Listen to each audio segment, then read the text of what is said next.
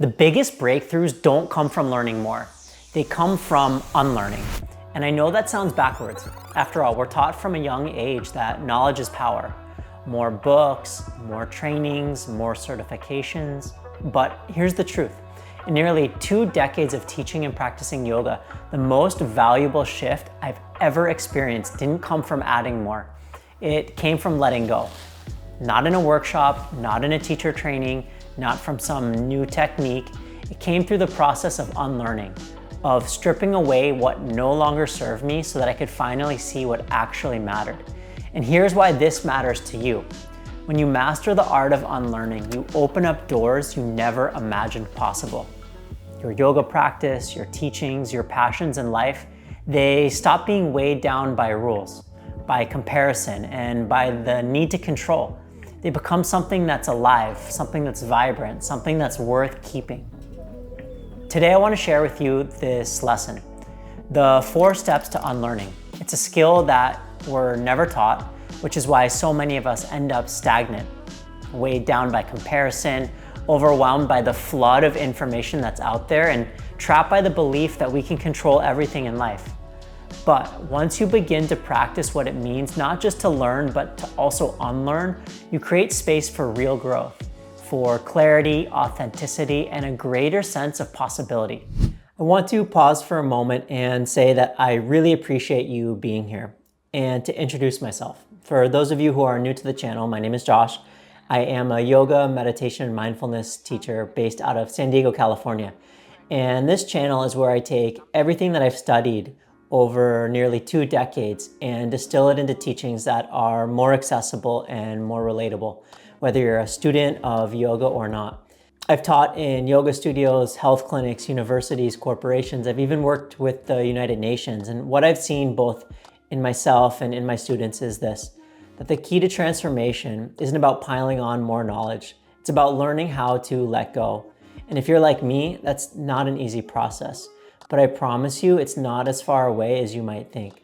So let's dive back into the video and explore the lessons of unlearning. According to the Oxford Dictionary, learning is the acquisition of knowledge or skills through experience, study, or being taught. It's something that starts at birth and it doesn't stop until our very last breath. We tend to equate forward progress in life with the accumulation of knowledge. We admire those who know more than us, and we even unconsciously and unfortunately look down upon those that know less. As yoga teachers or students, we read books, attend workshops, practice. The assumption is that the more we learn, the more we know, the more authority we gain. But here's the trap. It's a little something called imposter syndrome. The thought, if I only had studied there, or knew that, or had that experience, then finally I'd be good enough or smart enough. Believe me, I know this far too well. Maybe you do too. So if unlearning is the key, the first step is to stop measuring ourselves against someone else. But here's the truth. There will always be more to learn. There's always going to be someone who knows something that we don't. That doesn't make them better, it just makes them different. Some of the most brilliant teachers I know have never written books, don't have PhDs, barely show up online. And some of the most popular teachers out there, well, I wouldn't trust them at all. But even if we stop comparing, there's another trap, collecting knowledge like it's a trophy shelf. The more we stack, the more overwhelmed we become, which leads to step 2. Stop accumulating and start applying. The Bhagavad Gita uses a metaphor in a slightly different context, but similar. It says, what use is a well that's already overflowing with water? If we never apply what we've already learned, everything else just spills over the top. I experienced this so clearly a few years ago when I was cleaning out my bookshelf. I found stacks of notebooks filled cover to cover with notes from trainings and lectures and workshops.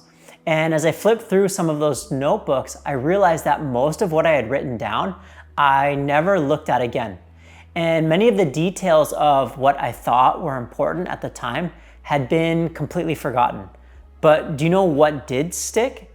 The essence of the teachings and the parts that pertain to my life.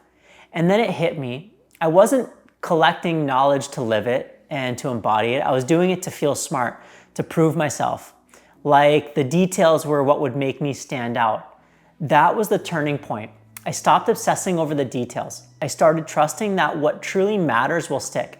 I stopped taking detailed notes. I stopped highlighting books. I began to let that process unfurl. Even to this day, when I lecture at teacher trainings, I always ask participants, what excites you most? Because when something excites us, it stays. And this allows me to deliver the teachings in a way that feels more meaningful. I even encourage the students not to take notes and to let the teachings land how they will land. And when it doesn't, to try not to force it and to not be self-critical. The next step of unlearning is to recognize and honor the nature of change. And I don't just mean change like what we see around us, the seasons shifting, the world evolving, but the changes that we go through on a deeply human level. And here's the tricky part. Our mind interprets information through the lens of what it already knows. And I'll say that again. Our mind interprets new information through the lens of what it already knows. Take a tree, for example. To a child, a tree is a perfect playground, a place to run, to climb, to take a nap in its shade. As we grow older, the meaning of that same tree shifts. If you become a botanist, you see leaves and bark. A carpenter would see grain and strength and color. A chef, fruit and flavor. The tree hasn't changed, but we have. And when that happens, we often need to unlearn our old perspectives to make space for the new ones. And this is also a big part of our own yoga practice. We learn what works for our body and our breath. We rely on cues and alignment principles. We figure out what feels supportive, but inevitably there will come a time when we have to unlearn those habits. The way in which we position our arms, for example, in mountain pose may need to shift. The way we practice half pigeon pose might have to change. Even the way we breathe may need to evolve. And that evolution isn't possible without unlearning. Because unlearning isn't about losing knowledge, it's about releasing what no longer serves us. So we can then grow into what does. This brings me to the final point, the keystone of unlearning. We spent so much of our lives trying to control everything, our bodies, our careers, our relationships, even our yoga practice. But the deeper truth is that growth often comes when we let go and when we least expect it. Unlearning control means trusting the process instead of forcing it, allowing life and practice to reveal what's needed in its own time. This is a concept deeply woven into the yoga philosophy. It's called Ishvara Pranidhana, or surrender.